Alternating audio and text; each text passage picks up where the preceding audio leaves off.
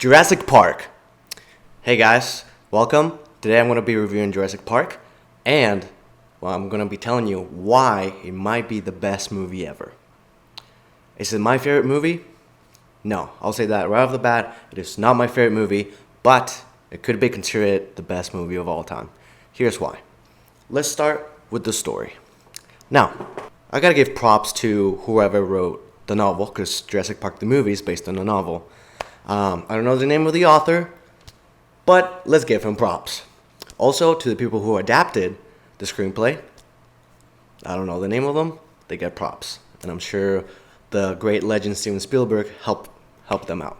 The story, I think the best part of the story is how it connects fear and wonderment. It is a movie that can give you a lot of terror when the dinosaurs are chasing you, and when, you hear the bum, bum, bum, and you see the water tremble and all the whirlpools. But at the same time, when they show the dinosaurs for the first time, when they see the when they see the Triceratops, when they see the Brachiosaurus, even they're sleeping on a tree in the movie. They have been chased by wild dinosaurs for like a day now. And even then, they see the Brachiosaurus and they're still amazed. They still feel the joy. Dr. Grant still laughs like a little kid. Fear and wonderment, beautifully made. I don't think any other movie has been able to accomplish that. Like Jurassic Park 3, which is a great movie, all they do in that movie is provoke fear. There's no wonderment. There's no wow, the dinosaurs. No, it doesn't have that anymore. The dialogue. The dialogue is one of the best dialogues of all time. It has some of the most iconic lines ever. Sure, some of them became memes, like Clever Girl saying, "You did it, you crazy son of a bitch, you did it." Some of them became memes, but there's also the dialogue it always sends shivers to my spine.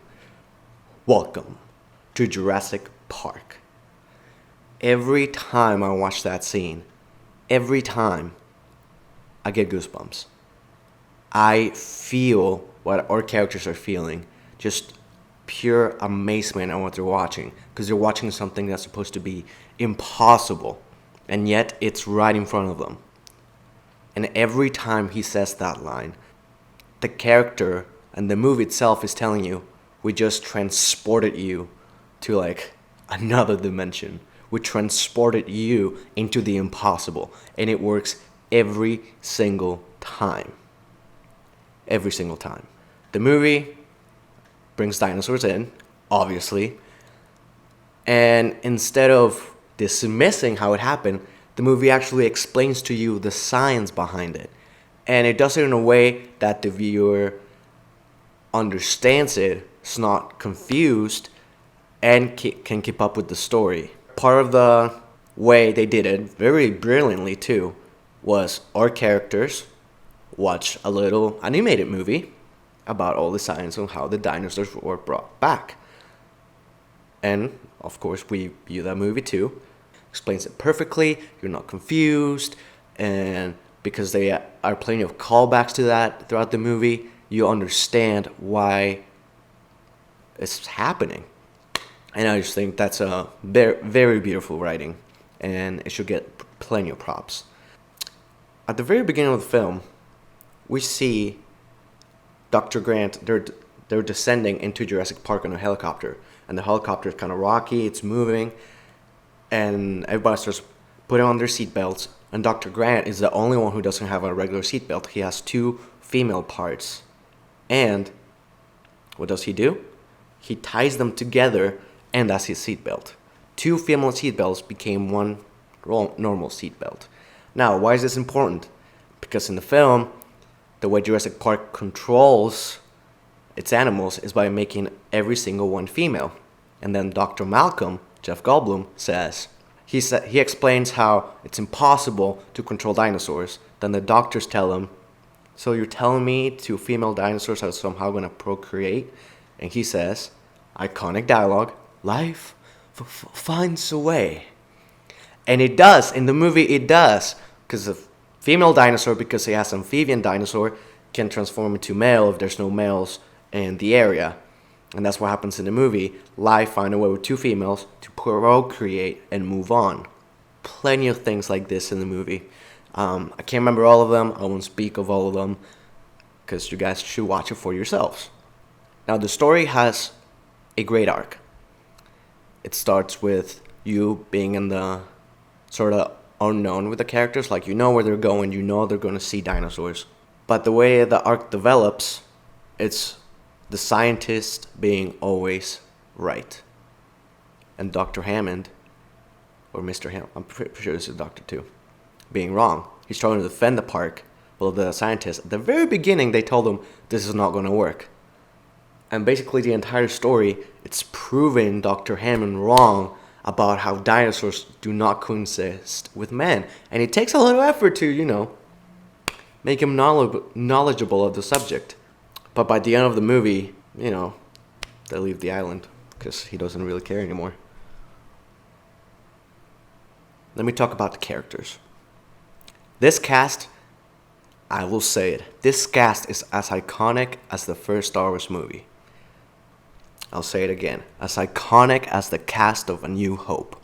I wouldn't trade them for the world. I wouldn't change a single casting choice for anything. I think everybody fits their parts perfectly. I think Sam Neill as Dr. Grant is perfect. Ellie, Hammond, Malcolm, all perfectly cast. Even Samuel L. Jackson. And even the kids. The kids, I think they're perfectly cast. I sometimes have trouble with kids being in movies. Like, again, sometimes you're a kid character, but sometimes they really don't know how to act. And sometimes it gets annoying and it takes you out of the film. But these kids, they knew what they were doing. They do create you that sense of terror that they're kids, they're trapped, they're being chased. Like that kid, the kitchen scene with them two being trapped running from the velociraptors. Who doesn't like that scene? Who doesn't fear for themselves? The music in that scene, but the way the brother and sister try to take care of each other and say, come here, and then they just run and stuff. I think it was perfectly done, and I think that's thanks not to only the amazing animatronics, but mostly for the kids who perform these characters. And also, not only the main characters too, just side characters too.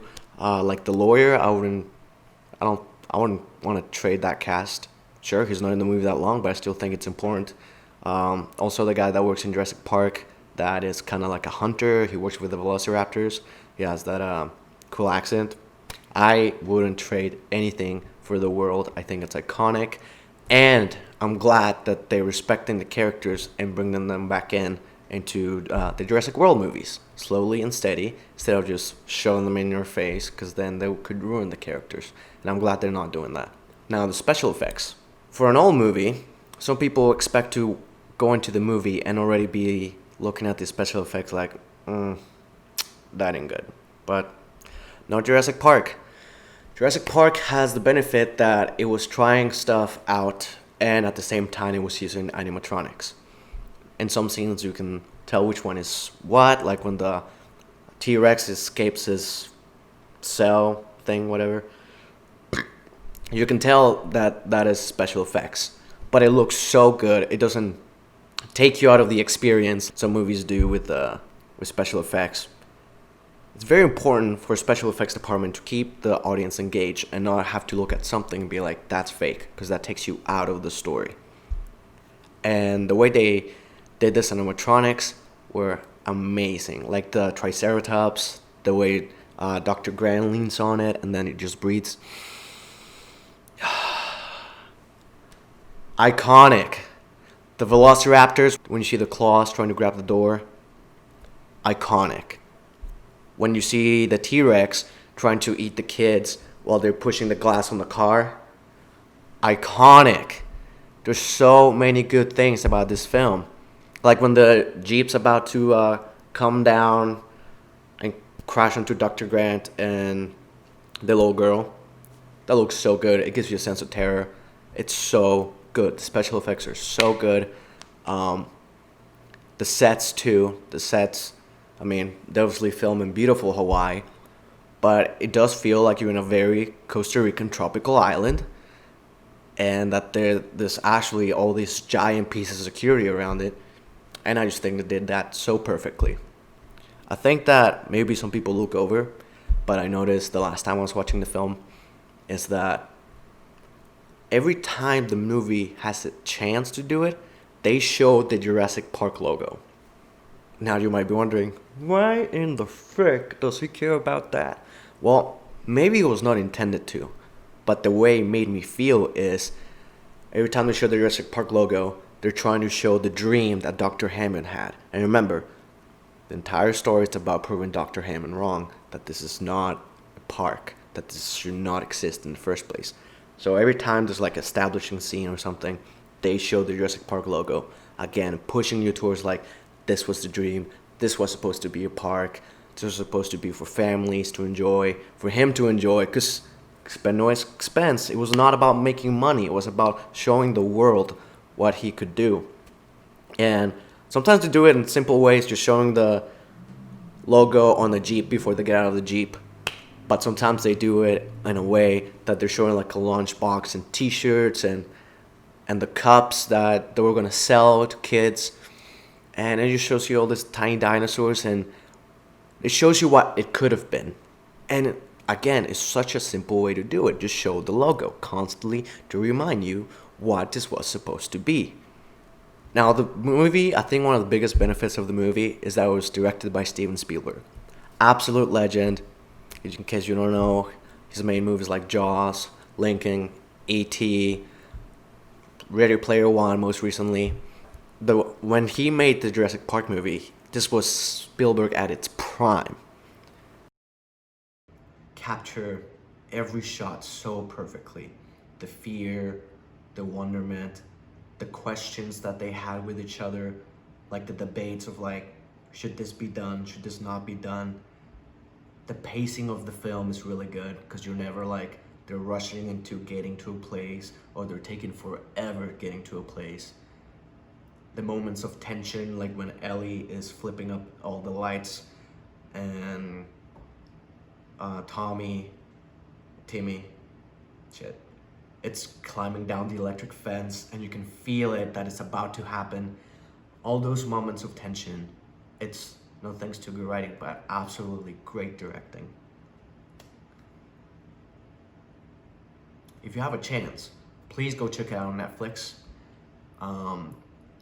They have all 3 Jurassic Park films, Jurassic Park, The Lost World, and Jurassic Park 3. Again, watch the first one. The second one, I think you can skip it, and then watch the third one. And you'll get to see for yourself how amazing this movie has held up over the years. And you can see by just watching this movie that it's over like 20 years old, how much is gonna last in the future too. And that's not something every movie gets. Alright guys, thank you for watching. If you have any movie or TV suggestions, leave them down in the comments, and I'll be here every Friday. See ya.